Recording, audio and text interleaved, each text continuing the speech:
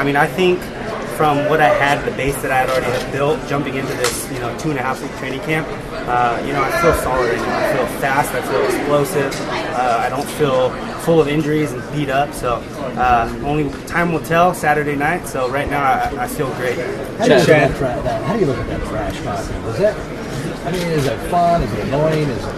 I mean, it's all just part of it, really. I mean, I've been a top-level competitor my entire life, so, I've dealt with guys like that all the time. I've seen it in the past. I get in there, I deal with it, I beat them up, and just go on with your life. So it's all part of it. This is what's selling the fight. This is what's bringing all these microphones right here. So I'm 100% okay with it. This is a huge opportunity for me, and I just can't wait to get in there and perform. Chad, if you were in Aldo's position with an injury, what would you have done in that spot? Man, that sucks. I mean, it's a tough thing to go through. That was a long training camp, I would imagine, having to do all the media tour and traveling all over the world to do all that kind of stuff to promote this fight, and, right before you get an injury like that to where you can't fight. So, I mean, I know what it feels like. I've been injured before in big competitions, and it sucks. So, I mean, it's just, I don't know personally how injured he really is. I mean, I've had stuff done with my rib before, cartilage separated,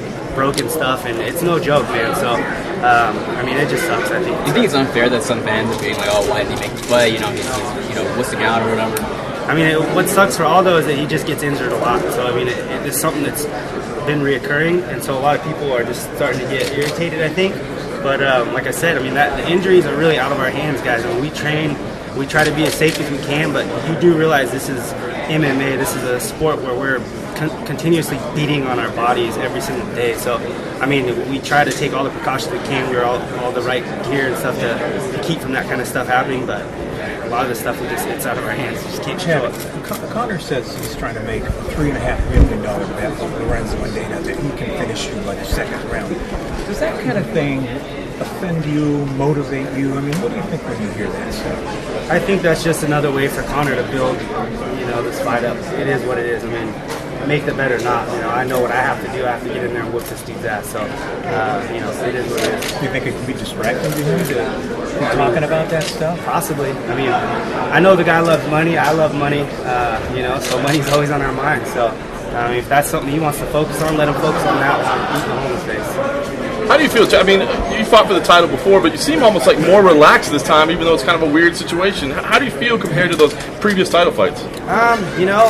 I fought Jose the first time, so I obviously knew what he felt like. That was something that I had trained very hard for going in that second time. So, I knew the task at hand that I had to go through, and I told myself before that was going to be the hardest thing I've ever done in my life. So, being mentally prepared for that is tough.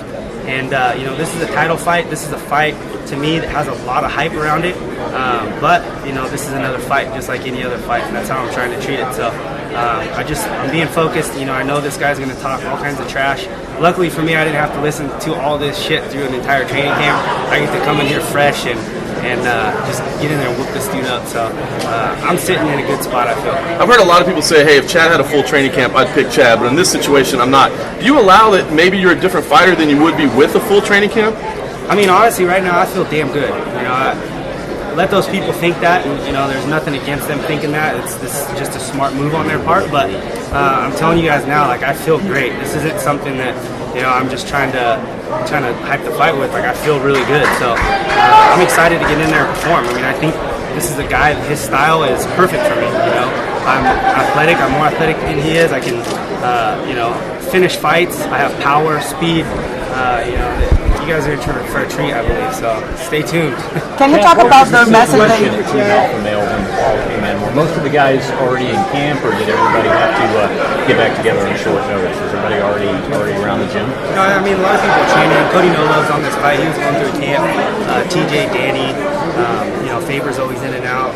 We have guys that are always training in there, so they're the ones that actually let me know about this. I've got a group text with a screenshot of one of the headlines, and they were the ones kind of amping it up and saying, this could be a huge opportunity. All right, so I sent it over to my managers right away. But everyone has my back at Team Alpha Male, and everyone's basically helping me any way they possibly can on this short notice. So it's been great so far. With a lot of you guys being around the same weight class, do you think it helps in a short notice situation like this that it's kind of easier to get a last minute training camp together because a lot of your partners are, the guys you're going to be rolling with short notice? Yeah, definitely. I mean, there's a lot of gyms that, there's so many different size guys that, maybe there's only 2 or 3 guys that you normally train with on a regular basis because everyone else is either too big or too small. Our whole team is pretty much the same size, so at any given time, someone's training for a camp or a few people are training for a camp, and everybody's there helping those people. So, we pretty much have a full team year round. It's great. Chad, Dana said the other day that Can you read a promo line for us as well? Sorry, man, she's prettier than you. Can you read that line up there to the camera? It's right at the heart of it.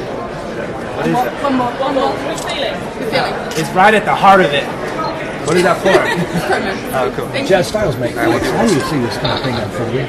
That I feel comfortable anywhere this fight goes. I feel like I can knock Conor out. He's the type of fighter that he loves to stand and strike. He's got long distance, but the thing is he gets hit a lot in fights. He drops his hands. He kind of gets lazy in there at times, and when you get a guy like that that's taller than me, that's where I lay the hammer down on these dudes. I mean, I have power with both hands. I can finish a fight on the feet.